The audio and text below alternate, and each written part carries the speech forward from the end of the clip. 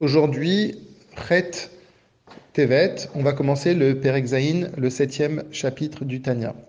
Hier, Rabbi Shnon Zalman nous a expliqué euh, le concept et ce que véhiculent les shlosh klipot atmeot, les trois klipot qui sont complètement impurs, représentent le mal absolu. En deux mots, c'est tout ce qui est foncièrement interdit, tout ce qui est assourd et que l'on doit repousser.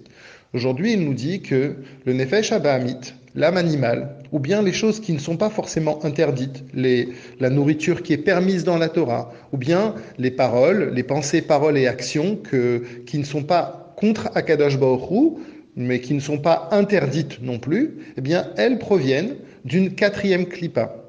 Tout ça provient de ce qu'on appelle la klipat noga. Alors pourquoi on l'appelle quatrième klippa? Parce que comme on l'avait vu précédemment, les shlosh klipot atmeot, les trois klipot, eh bien d'où ça sort? Ça sort de la vision de Yecheskel, du char céleste. Dans ce char céleste qui représente la Gdusha, il y avait un obstacle, comme on l'avait expliqué, qui était les trois klipot. Il y a une quatrième klippa, à la fin du pasuk, Yecheskel dit Venoga lo, et cela l'éclairait. Donc, la quatrième klippa, elle s'appelle donc klipat noga. Alors pourquoi on dit que ça a éclairé? Parce que dans cette klippa, il y a un mélange de bien et de mal. Sauf que quand la klipat noga descend jusque dans le monde de Asiya, dans notre monde à nous, le monde matériel, eh bien évidemment, puisque c'est un monde dans lequel il y a plus de mal, le mal est beaucoup plus représentatif dans klipat noga que le bien. Et donc, il va y avoir quelques éclairs de bien. Alors que si on parle de klipat noga, par exemple, dans le monde de Yetzira ou de Bria, ben à ce moment-là, le bien va être beaucoup plus présent que le mal. Et donc, cette klipat noga, comme on l'a dit, est la source et le shoresh du nefesh habahamit, de l'âme animale et de tout ce qui n'est pas foncièrement interdit, qui est dans la zone permise de la Torah. Sauf que qu'est-ce qui manque? Eh bien, il manque que ce n'est pas fait l'Eshem Shamaim. Il manque l'Eshem Shamaim, il manque que ce n'est pas fait pour Akadosh Baruch Hu. Et donc, cette klipat noga, elle est intermédiaire. C'est un pont entre les shlosh klipot atmeot et d'un autre côté la Gdusha.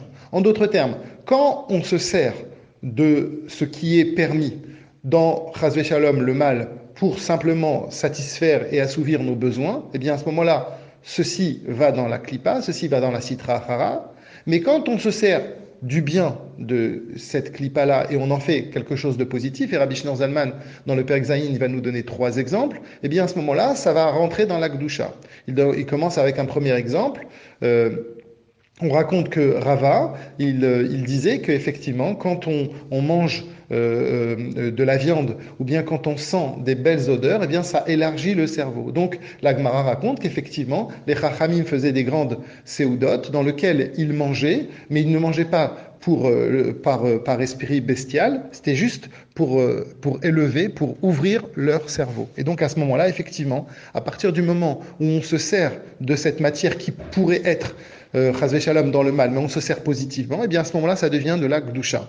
Deuxième exemple que Rabbi Shnon Zalman nous dit, imaginons même que l'on mange sans kavana, mais que l'on est dans une seudat mitzvah. Par exemple, quand on mange le Shabbat, eh bien à ce moment-là, comme la nourriture est déjà élevée, il n'y a pas besoin de faire ce travail de kavana, la nourriture est déjà dans la Gdusha, le fait même de manger tout simplement et d'avoir un oneg fait on fait en sorte que cette nourriture-là, qui a été mangée, eh bien, elle va rentrer dans le giron de la Gdusha. Donc, ça va être Kadosh.